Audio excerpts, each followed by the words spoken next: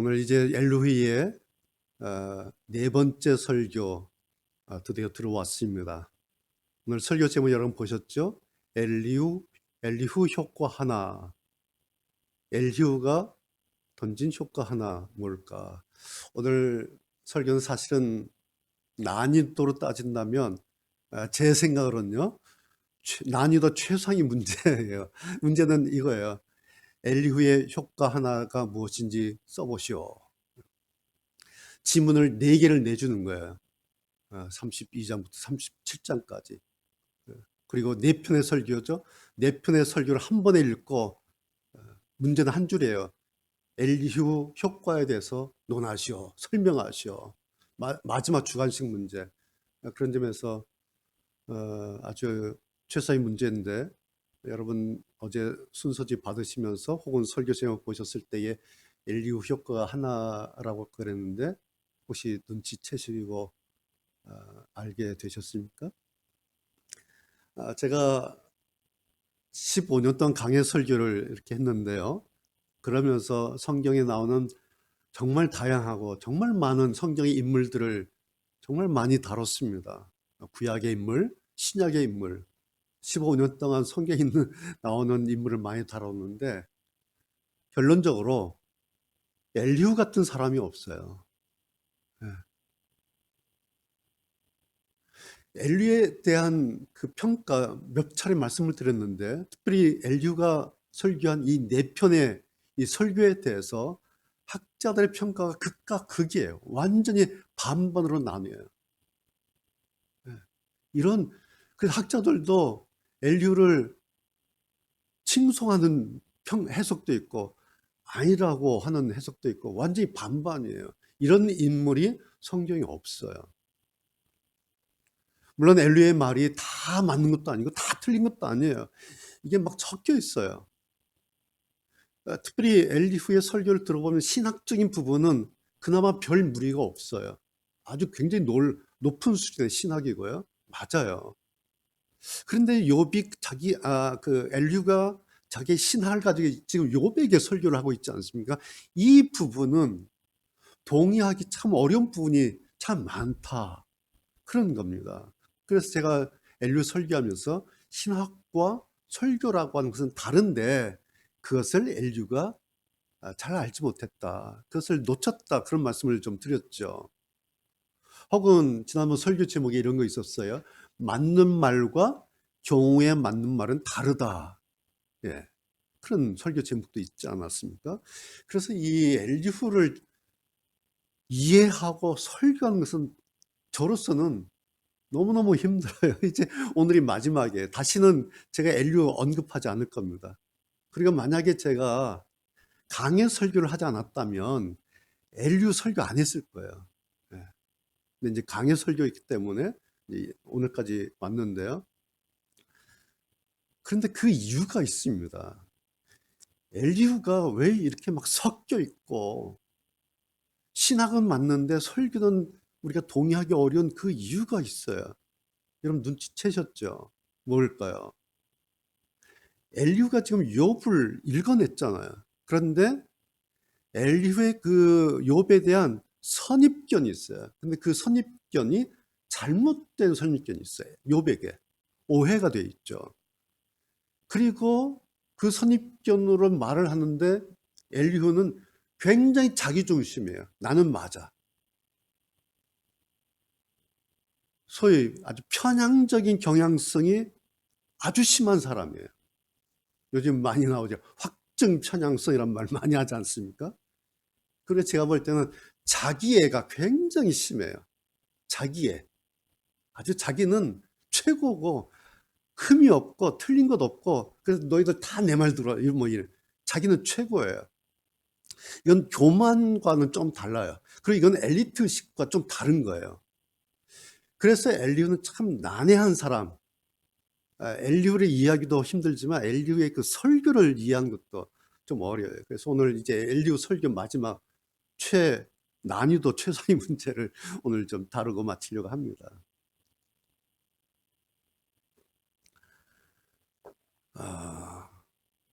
사실 제가 엘리후 설교 오늘 6번째인데요. 엘리후가 했던 네 편의 설교를 내용을 가지고 하나하나 따지는 것도 굉장히 부담이 됩니다. 네, 이해가 되세요? 네. 성경에 있는 설교고, 그 다음에 성경에서 엘리후의 설교에 대해서 가타부타 언급이 없어요. 음. 그래서 제가 개인적으로 설교하는 입장에서 욥기에서 최악이 엘리후를 만난 거다. 저는 그렇게 생각합니다. 이제 오늘 이제 엘리후 마지막 설교인데요. 몇 가지만 제가 말씀을 드리려고 합니다. 오늘 본문 가운데 36장 18절, 19절 읽었는데 엘리후가 이제 네 번째 설교에서 욥에게 대놓고 그런 말을 하는 거예요. 너 많은 뇌물 때문에 곁길로 가지 마라. 19절에서는 당신의 재물을 다 쏟아 부어도 너 그 고난에서 벗어날 수 없어. 이런 이야기를 합니다. 욥에게. 이게 무슨 뜻이겠어요? 이제 엘리후가 욥을 그렇게 본 거예요. 욥이 자기의 고난을 해결하기 위해서 여기 성경에 뇌물이라고 그랬는데 다른 성경은 속전, 그러니까 돈을 막 쓴다는 거예요. 자기 문제를 해결하기 위해서 사람들에게 사람을 산다는 거예요. 그런 표현이에요. 혹은 자기 문제를, 재앙의 문제를 해결하기 위해서 돈을 막 쏟아부어서 문제를 해결한다고 엘리후가 욥을 본 거예요. 아, 저 사람은 자기가 지금 재앙에 빠져 있는데 돈 가지고 해결하려고 하는구나. 표현은 이렇게 했지만 엘리후가 진짜 말하려고 하는 건 이런 거예요. 욥이 하나님께 회개를 해야 되는데 자기가 욥을 보니까 그렇게 하지 않고 인간적인 수단을 동원해서 자기를 변호하고 자기를 어떻게 하려고 하는 뭐 그런 시도를 보이는 거예요. 그러나 당신 그거 소용없어. 이제 그 얘기를 하는 겁니다. 18절, 19절에서. 자, 지금까지 우리가 욥을 쭉 봐왔지 않습니까? 욥이 새 친구 만나서 변론하는 거 다 우리가 이제 다 봤어요. 욥이 그랬던 적이 있나요? 기억나십니까? 욥이 돈을 써서 어떻게 자기 방법을 통해서 자기의 문제를 해결하려고 시도했던 적이 있었나요? 욥은, 우리가 성경에서 발견한 욥은 자기 어떤 의로운 일들, 내가 이렇게 했으니까, 이런 일들 했으니까, 나는 이렇게 살았으니까, 그런 일들을 속죄의 수단, 내가 이렇게 했으니까 탕감해 주세요. 그렇게 생각한 적이 없어요. 성경에 욥기 나온, 그리고 그렇게 표현한 적도 없어요. 내가 이런 일을 했으니까 하나님 나를 용서해 줘야 된다. 여러분 기억나세요? 근데 엘리후는 욥이 그렇게 했다고, 그러고 있다고 본 거예요. 이것이 이제 선입견이죠. 오해인데 이건 심각한 오류예요. 이 심각한 오류를 엘리후는 사실로 규정해. 너는 이렇게 하고 있지? 그거 소용없어. 너 돈으로 이 문제 해결 안 돼. 너 인간적인 방법 해결 안 돼. 라고 규정을 했어요.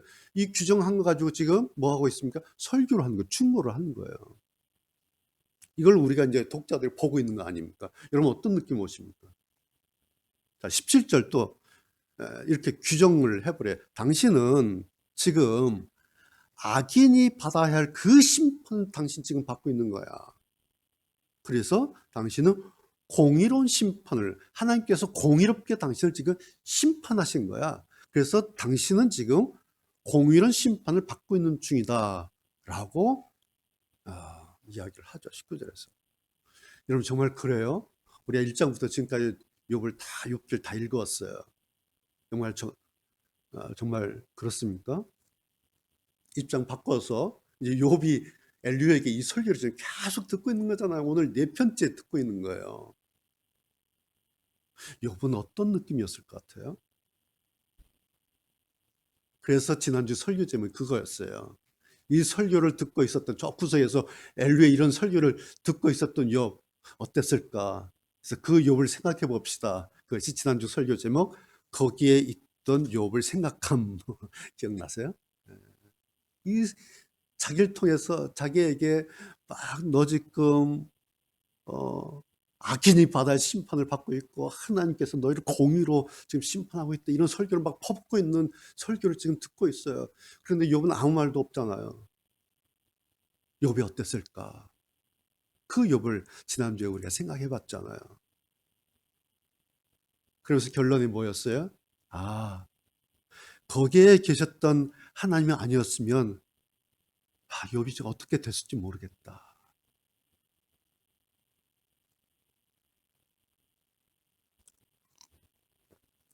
특히 오늘 19절에서요. 엘리후가 거기에 당신은 악인이 받아야 할 그 심판을 받고 있다라고 말하는데, 여기에 당신은 이 말이 없으면 사실은 문제가 없어요. 이 문장에. 그렇죠? 뭐 이렇게 되는 거예요. 악인이 받아야 할 그 심판을 받고 있는 겁니다. 악인은 공의로운 심판을 받습니다. 이렇게 말하면 이거는 신학적으로 맞는 거예요. 아무런 문제가 없어요. 근데 거기에 당신은 붙어 있는 거예요. 욥이 그렇다는, 욥 당신이 그렇다는 거예요. 그러니까 욥 이퀄 악인 이렇게 규정을 해버린 거예요. 여러분 그렇습니까? 맞아요 이게? 욥은 악인인가요? 우리가 지금까지 봤던 욥은 재난당해서 그냥 완전히 찍혀져서 완전히 피폐해진 그런 영혼 아닙니까? 그런데 엘리후는 자기가 맞다고 얘기하는 거예요. 나는 지혜로 가득 차 있고 내 안에는, 그리고 나는 진실만을 말하는 사람이다. 내 입에서 나가는 말은 틀린 말 하나도 없어요. 나는 진실만 말해요. 다 정답이에요. 라고 이게 설교를 하고 있잖아요. 정말 그런가요? 물론 엘리후 자기의 입장이 있어요. 우리가 안 읽었는데 36장 2절에 보면 엘리후가 이렇게 말합니다. 나는 하나님 편에서 할 말이 있는 사람이에요. 다른 성경 번역 보면 하나님을 위해서 나는 지금 설교하고 있습니다. 이런 말을 해요. 나는 그냥 내 하고 싶은 얘기, 내 주장을 이야기하는 게 아니라 나는 하나님 편에서 말을 합니다. 나는 하나님을 위해서 지금 설교하고 있습니다. 이런 표현을 써요. 36장 2절에서. 그리고 3절에선 이어서 나는 먼 곳에서 지식을 얻었습니다. 이런 표현을 써요. 그러니까 내가 알고 있는 신학과 이 하나님에 대한 지식은 그냥 책에서 본 게 아니라 먼 데서 뭐겠어요? 신의 영역에 이렇게 갔다 왔다는 거예요. 소위 말하면. 내 영성은 아주 특별합니다. 나는 당신들이 접하지 못하는 먼 곳에 한번 가서 거기서 직접 내가 뭔가를 알고 발견하고 깨닫고 온 사람이에요. 그래서 내 영성은, 내 신학은 아주 특별합니다. 그 얘기를 하는 겁니다. 그래서 4절에서 36장 4절에서 그래서 나는 지혜로 가득 차 있고 그래서 나는 진실말을 말합니다. 뭐예요? 나에게는 오류가 없다. 그런 얘기예요. 그런데 결과적으로 열매를 보면 그런 엘리후가 말한 이 설교에 대해서, 이 엘리후에 대해서 오늘의 모든 학자가 왜 갈리냐라는 거예요. 이상하지 않습니까? 하나님을 위하여 말한다 그랬고, 나는 신의 영역에 갔다 와서 특별한 영성을 가지고 말한다 그러고, 나는 오류가 없다 그러는데 왜 오늘 모든 학자의 해석이 완전히 둘로 나뉘냐라는 거예요. 이거 이상하지 않습니까? 제가 그래서 밀어놨던 책을 다 꺼내봤어요. 다시. 그래서 다시 본 거예요. 확인해 본 거예요. 정확하게 반으로 나뉘어요. 엘리후 맞다, 엘리후 이상하다, 오류가 많다.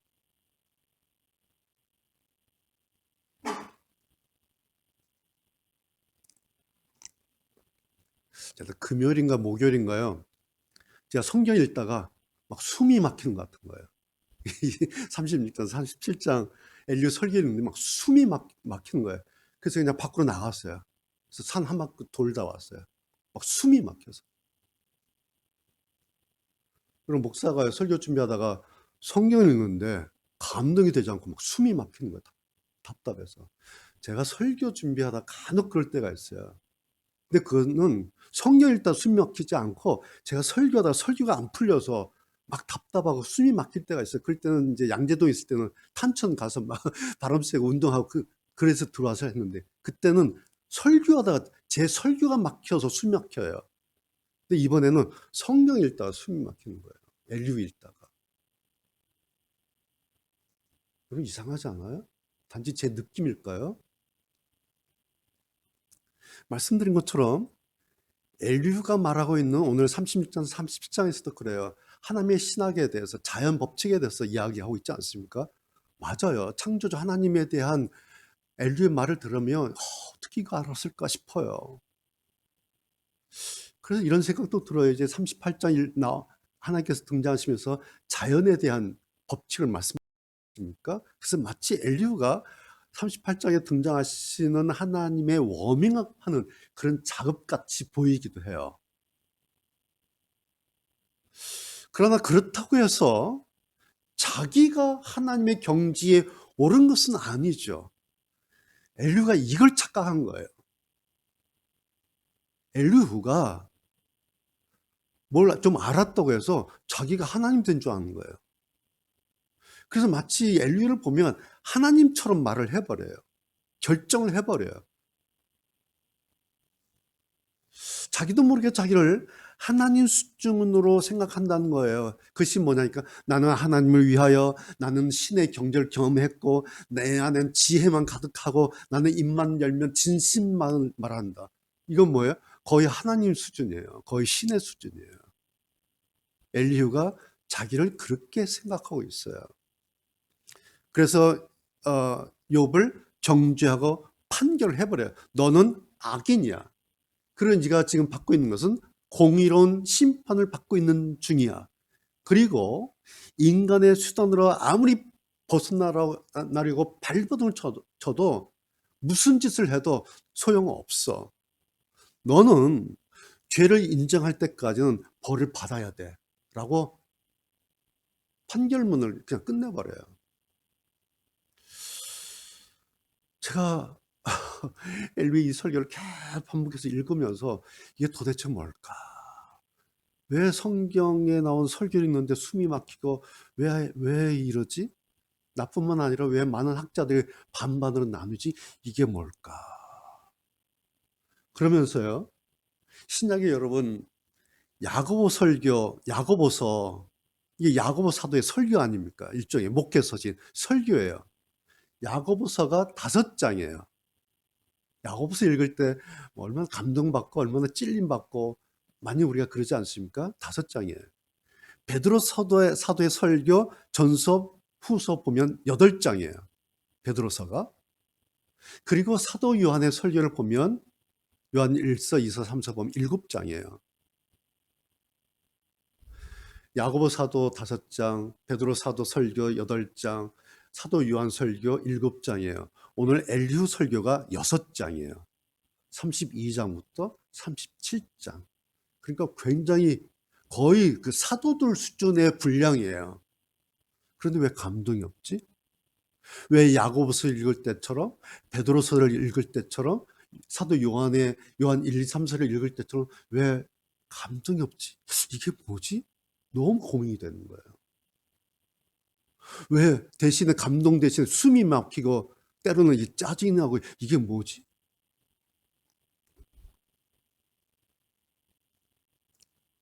그러다가 생각나는 거예요. 여하튼 이번에 30장 엘리오 빨리 끝내고 빨리 38장 넘어가야지. 이제 38장 갈래. 38장 빨리 갔으면 좋겠다. 왜 안 알잖아요.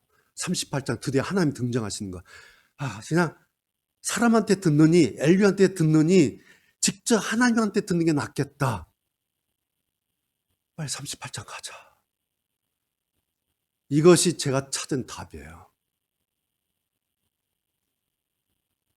그래서 설교 제목이 엘리후 효과 하나예요. 이해가 되세요? 빨리 엘리후 설교 끝내고 빨리 하나님 찾아야지. 하나님 38장 빨리 넘어가야지. 이런 거예요. 하나님 쪽을 열망하도록 짜증나게 하면서 시간만 질질 끌고 있는 이 엘리후는 사실은 하나님의 도구였구나. 엘리후를 읽으면서 이 엘리후를 생각하면서 막 힘이 드는 거예요. 그러면서 결과적으로 38장 빨리 가야지. 그냥 하나님께 직접 들어야지. 이거였구나. 제가 발견한 것은 이거예요. 그래서 설교 제목이 엘류가 주는 효과 하나 있었구나. 이거였구나. 이해가 되십니까? 이유가 있어요. 여러분, 사람과 하나님과 얼마나 다릅니까? 차이점이 얼마나 많아요? 다 달라요. 근데 하나님과 사람 차이점 가운데 하나가 이런 거예요.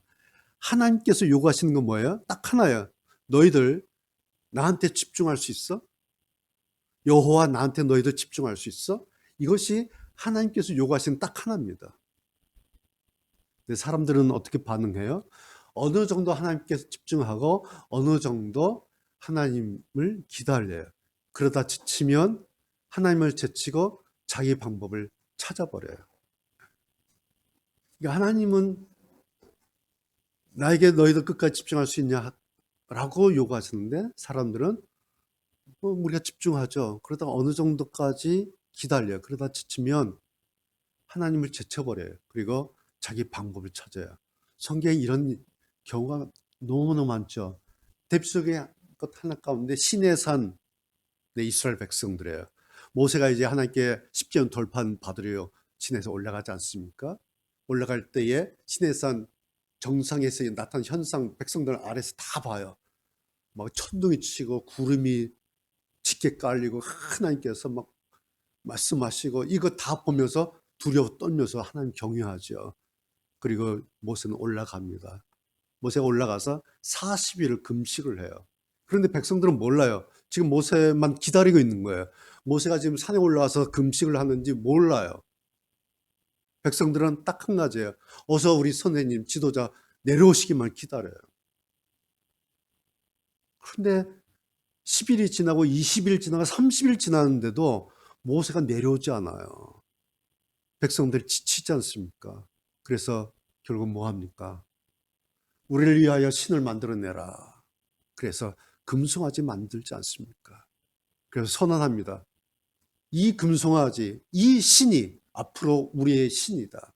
앞으로 우리를 인도할 것이다. 라고 등을 돌립니다. 방향을 바꿔버려요. 왜요? 안 보이잖아요, 모세가. 모세가 안 오잖아요. 그래서 하나님 쪽을 제쳐버려요.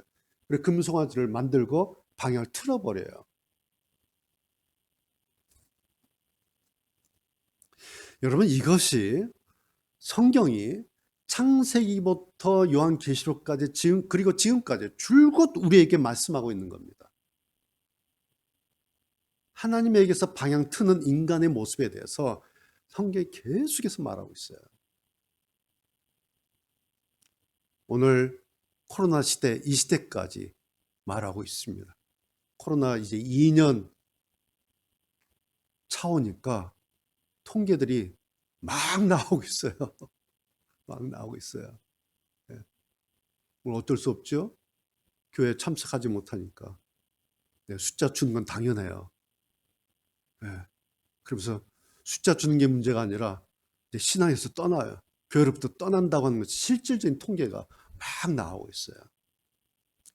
2년 참다가 방향 트는 거예요. 이것이 코로나 시대 현재입니다. 이건 이때만 우리 시대만 그런 게 아니라 이미 창세기 때부터 출애굽에서 성경 모든 신약에 다 있었던 현상들이에요.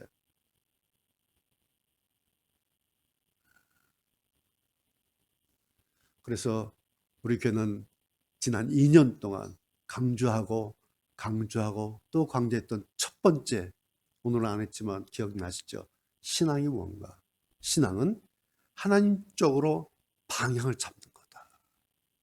지난 2년 동안 우리가 강조한 것이 바로 이거예요. 왜냐고 하니까 성경에서 창세기부터 지금까지 계속해서 요구하는 거 너희 이거 할 수 있어?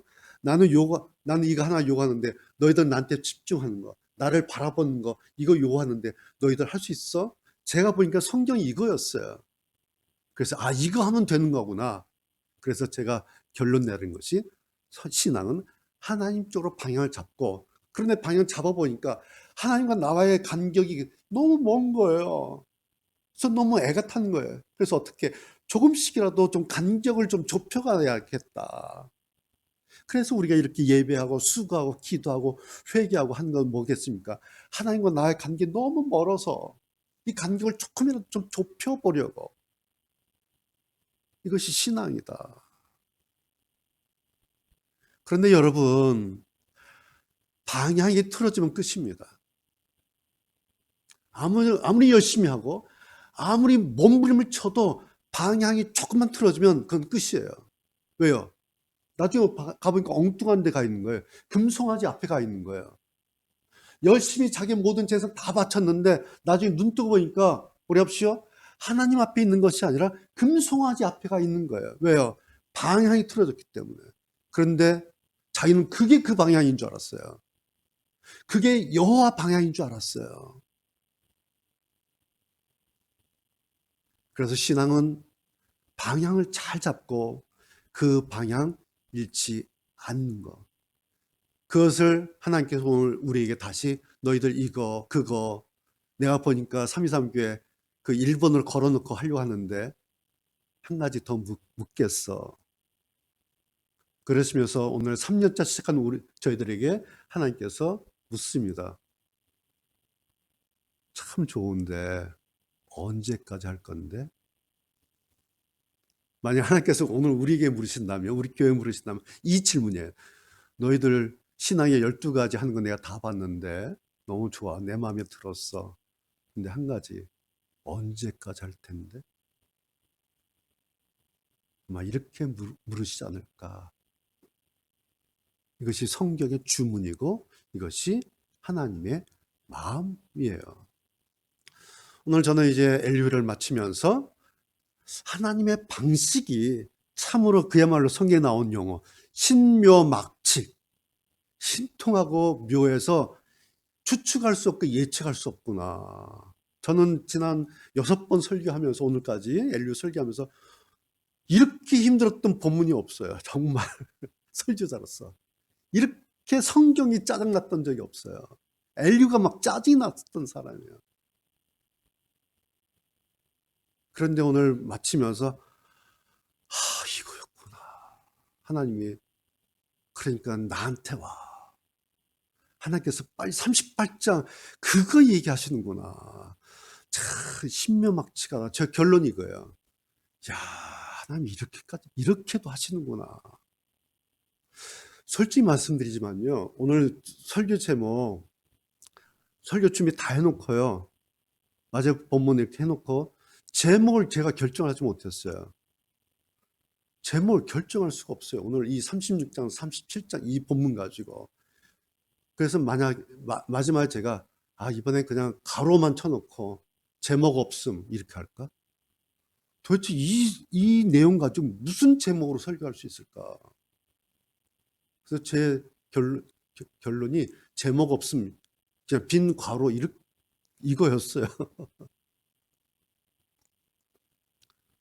도대체 무슨 말씀을 해야 될지, 그리고 저 자신도 무슨 이게 메시지인지, 그리고 성경에 이런 감동 넘는 내용의 설교를 6장이나 성경에 기록하게 한 그 이유가 도대체 뭘까? 그 감동적인 설교를, 사도들의 설교도 몇 장 안 되는데 LU의 이 설교가 6장이나 여기에 성경에 기록된 이 이유가 도대체 뭘까? 그걸 제가 모르겠는 거예요. 그런데 결국 이런 마음의 충동들이 이제 그만 LU 끝내고 어서 빨리 38장 직접 하신 하나님 말씀 직접 들어보자. 도대체 38장부터 뭐라고 그러신 건지. 그리고 하나님께서 드디어 등장하셔서 어떻게 해서 욥기가 잘 그렇게 마무리가 됐을까. 마치 38장 이유를 전혀 모르는 사람처럼 제 마음에 38장이 급해졌어요. 그렇다고 해서 제가 38장 열어보지 않습니다. 너무 궁금해요. 너무 급해요 지금. 그렇다고 해서 제가 미리 열고 안 봐요. 그냥 궁금증을 남겨둬요. 그러면서 생각하는 거예요. 이렇게 하시면서 나를 하나님 쪽으로 다시 이렇게 당기시는구나. 이 생각하게 됐습니다. 그러면서 이게 엘리후 효과구나. 엘리후 효과는 많지 않아요. 달랑 하나예요. 오늘 제목 그대로 엘리후 효과 하나. 그런데 여러분, 이 효과 하나로 하나님 쪽으로 방향을 다시 잡고 다시 하나님 쪽이 궁금해지고 하나님께로 다시 마음이 쓰이면 그 효과는 하나가 아니에요. 이거는 사람을 살리는 효과예요. 그런데 만약 이거 없이 금송아지 쪽으로 방향 잡으면 돌판 날라오는 겁니다. 그날 이스라엘 백성들 3,000명 죽었어요. 하루아침에. 하나님께서 진멸하시겠다 하셨는데 광야에서 하루에 3,000명이 죽었어요. 여러분 생각해 보세요. 어제가 9.11 20주년이잖아요. 거의 3,000명에 가까운 사람이. 하루아침도 아니죠. 단지 몇 분 만에 그냥 그 자리에서 죽었어요. 얼마나 기가 막힌, 얼마나 충격적인 20년 전 사건입니까? 그라운드 제로예요. 그 3,000명의 가족들 생각해 보세요. 얼마나 많은 가족들이 지금 아파하고 20년 전이 어제 같지 않습니까? 이 일이 그날 일어난 거예요. 3,000명이 그날 진멸당했어요. 이유는 뭐예요? 딱 하나, 방향 놓쳐가지고. 3,000명을 장례를 어떻게 치렀겠습니까? 광야에서. 삽이 있었겠어? 뭐가 있었겠어요? 그냥 사막에다 버린 거죠. 여러분, 그 장면 끔찍하지 않습니까? 그런데 그렇게 된 이유가 딱 하나야. 방향을 튼 거예요, 방향을. 하나님 쪽 신의 삶 방향 기다리지 못하고 금송아지 방향, 자기들 방향 만들어버린 거예요. 이게 신이다. 이게 우리를 끌어갈 우리의 신이다. 이제 이 금송아지 쪽으로 가자.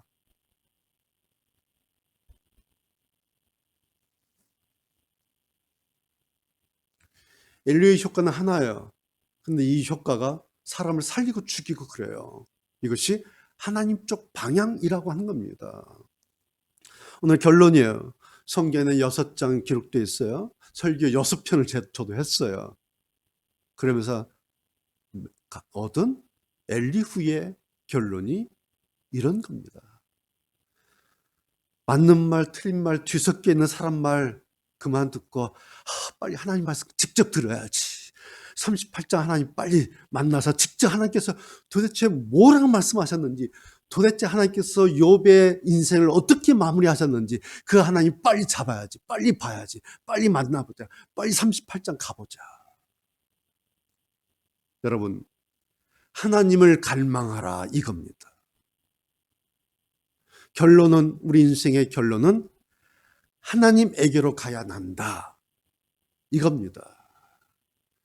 오늘 우리가 여기까지 왔어요. 27번 설교 끝났습니다. 하나님께서 오늘 우리에게 이렇게 말씀하시는 것 같아요. 자, 너희들 욥 다 봤지? 너는 어떻게 할 거야? 다 봤지? 오늘 장 목사 37장까지 설교했는데 다 봤지? 너는 어떻게 할래? 여러분, 이게 욥기예요.